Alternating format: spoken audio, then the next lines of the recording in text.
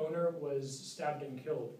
And all 6 of these boys were falsely arrested, falsely tried, convicted by a jury, and sentenced to murder for a crime none of them committed.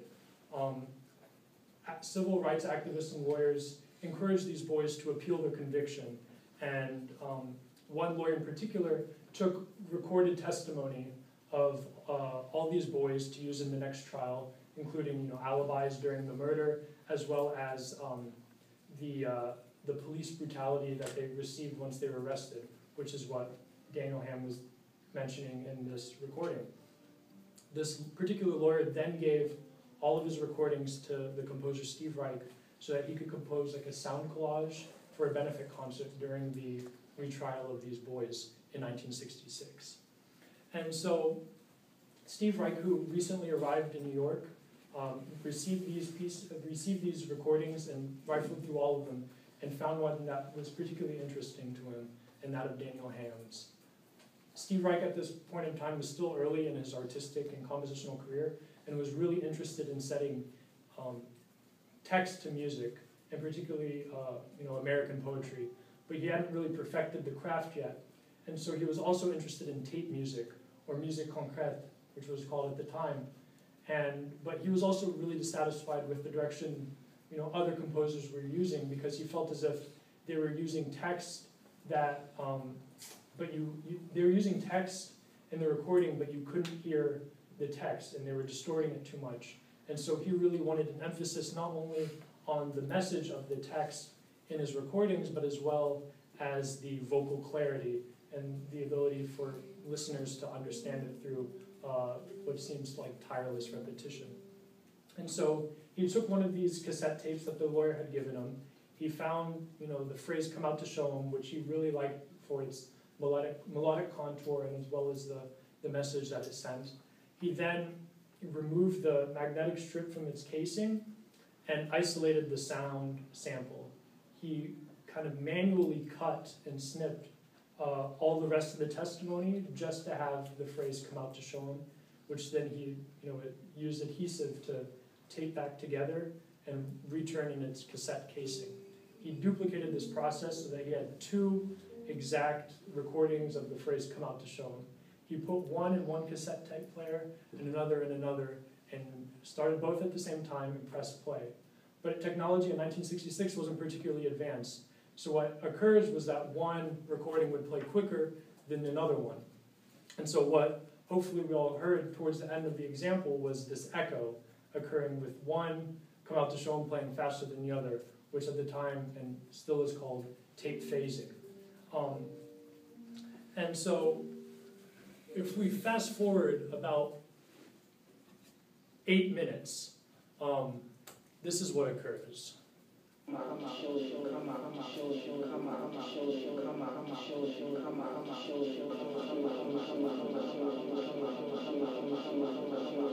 So this is after 8 minutes of one tape going in and out of phase with another.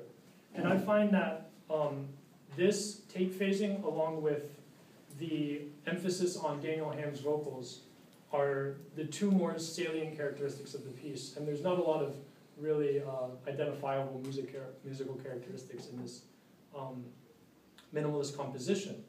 But I want to now, having established that, move on to the 3rd section, which is why do we care about Daniel Ham and his voice, and why do we care about tape phasing at this particular moment of time?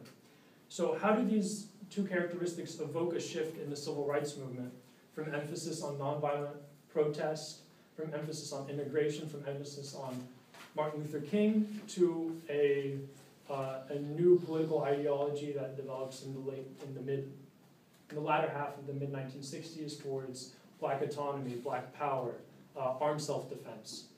And beginning with Daniel Ham, it should be noted that Daniel Ham, along with the other members of the Harlem Six, as they were colloquially called during the trial, were all members of an offshoot of the Nation of Islam, which is a group made popular in the early 1960s by Malcolm X that stressed Black autonomy, economic self-sufficiency in Black communities, as well as armed self-defense. And so Steve Reich was the first person to actually record a member of this offshoot of the black community, which you can imagine is quite frightening to lots of Americans at the time, because if you look at your handout and the second picture of the man holding the sign that says, "If we must die, we will die with weapons in our hands." And prior to 1964, during the Harlem riots, such things would never be said publicly. And so it is now a new shift in which people are very adamant and very vocal about their desire to defend themselves. And Daniel Hamm, as a victim of police brutality and as a black Muslim, is very conscientious of those political ideologies. And the fact that Steve Reich records them at this particular moment of time really captures a mood on what was happening in urban areas in the late 1960s. And the second section, or the second characteristic in that of tape phasing, Steve Reich said that tape phasing, obviously we heard that kind of the end. And this very chaotic and tumultuous sounding towards the end of his composition. And he always said that tape loops and the phasing that and the effect that it has meshes really well with his own personal divorce, his own personal life, as well as his first tape loop was during the Cuban Missile Crisis, when he felt as if the world was literally going to end. And I think that's what we get when we hear Come Out, is at the end, when everything descends into chaos, we get a feeling that the world is going to end. And so the context is not 1962 Cuban Missile Crisis, but it is in fact a context in which black people are rioting in their own cities, and there are black Muslims, which has always been a scary thing for Americans, even to this day. And we have people who just hold up signs to say, "If we must die, we will die with weapons in our hands." And so for Steve Reich, as well as many other Americans, the Harlem riots, as well as the late 1960s, were a scary time for people, because no longer are they really invested in integration and hold hands and saying, "We shall overcome," but they are really dissatisfied with the course of American domestic policy, and and I think Steve Reich really captures that anger and dissatisfaction that occurs during the time. Comments, questions, concerns? And so, for your own edification, should you have any, I have on the back is a partial bibliography with kind of more analysis on Come Out, writings by the lawyers who represented the Harlem Six, backgrounds on the Harlem riots in general. So that's that. Thank you. You can stay right where you are once you are. And Ewan, why don't you start sitting up? How did it feel? I was under. That's, yeah. I mean, it felt good, I think. Okay. I don't know. Kathy, you're the first commentator on him. I thought that you gave a really thorough, well-organized presentation. I thought that after watching that 45-minute video, you stated what you were going to do, and you did it, and then you told us, "Hey, I did it," which is, I think, a really great way to organize some of this stuff. I think the only thing I have to say, it was so great.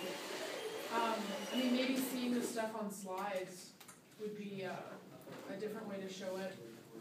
And but I appreciate that you gave us a partial bibliography. And I wish we had time to listen to the whole thing.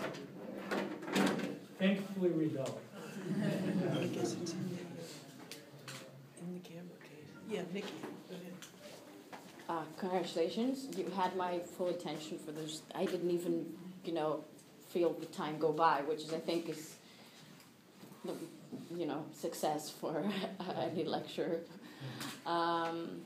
Yes, I loved it, and I loved how you outlined everything that we're going to do, because we had a summary of, what was going to so that we could follow you. And yeah, if I were to add one thing, it would be maybe, some of these, wonderful things that you said, like I'd bullet point them somewhere in this handout. But other than that, congratulations. Benno, what do you think? I mean, Yeah, like Paula and Nikki checked in, you've got the right topic to talk about for 15 minutes, and I appreciate it.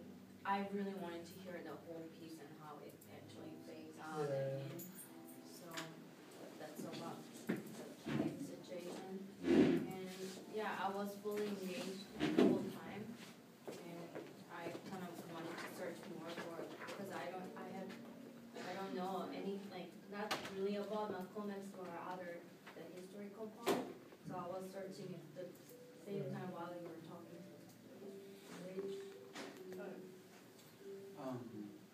Yeah, I thought for me, I really liked the fact that you explained beforehand what the purpose of the whole lecture was going to be, and for me that was really good because then I could pay attention. I couldn't know like what to pay attention to, and like what exactly We're doing.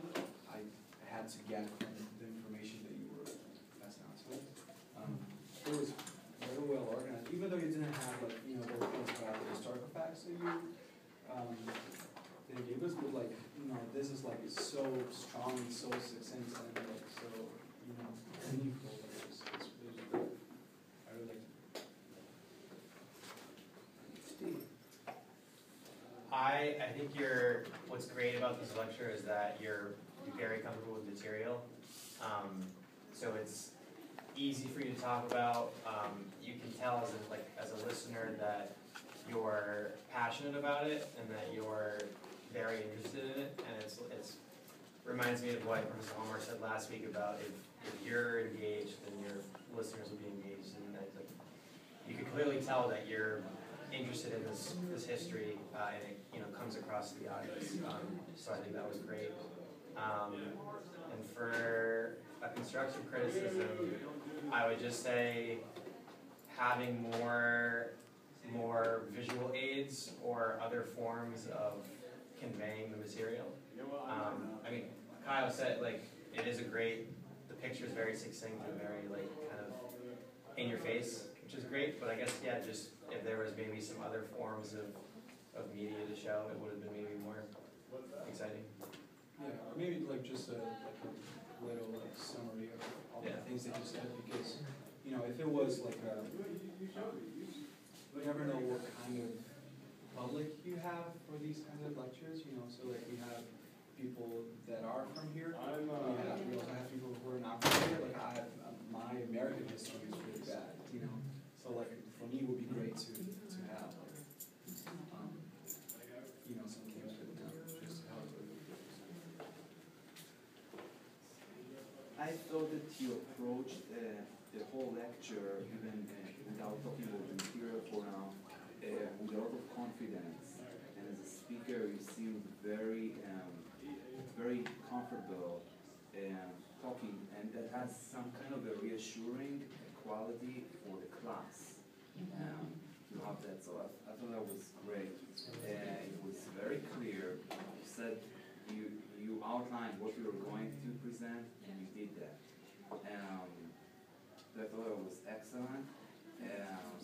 The one constructive thing that I'd like to say is that I would have liked, if you had the time, to go in a little bit more with the music and maybe talk about some of the other techniques that Wright was using, or some of his influences, or some of the musical stuff that he was hoping to achieve with this piece and some other pieces. That would have been great. Excellent job. Now, one of the things, of course, in terms of technology, and this is something we will get to later on in the semester, and all of you are way more sophisticated, I think, than I am, but be aware that sometimes technology is not always productive.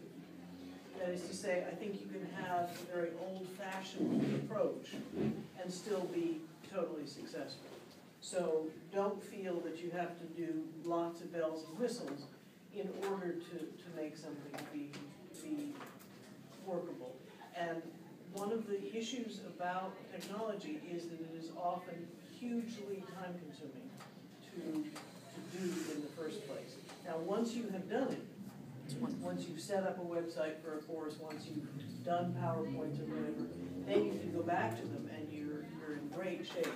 But just be aware that the time commitment is often enormous and therefore it's a real sort of trade-off. And again, if you are doing multiple classes and doing them repeatedly, it can be a problem.